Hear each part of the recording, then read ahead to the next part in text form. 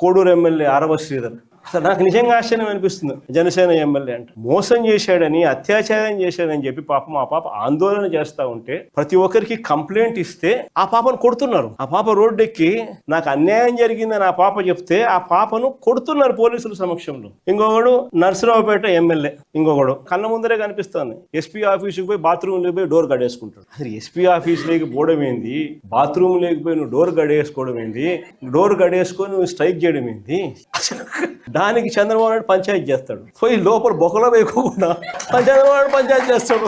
ఇంకోడు చూస్తాడు బిఆర్ నాయుడు అని. ఇంకోడు ఆయన ఏం చేస్తా ఉన్నాడో మనందరం చూస్తూనే ఉన్నాం. తప్పు చేసినాడు. టీటీడీ చైర్మన్ గా ఉండి చెయ్యకూడని పనులు, చెయ్యకూడని తప్పులు చేస్తే ఏం చేయాలి? ఆ మనిషిని ఊడబెరకన్నా, పోస్టుల నుంచి తీసేయాలా లేదా? ఈ మనిషి ఏం చేస్తున్నాడు? పక్కన పెట్టుకుంటాడు. ఆ మనిషిని పక్కన పెట్టుకొని తిప్పుతున్నాడు. అది ఎంత దారుణంగా తయారైపోయినారు అని అంటే ఆశ్చర్యం కలిగి చెప్పే విషయం.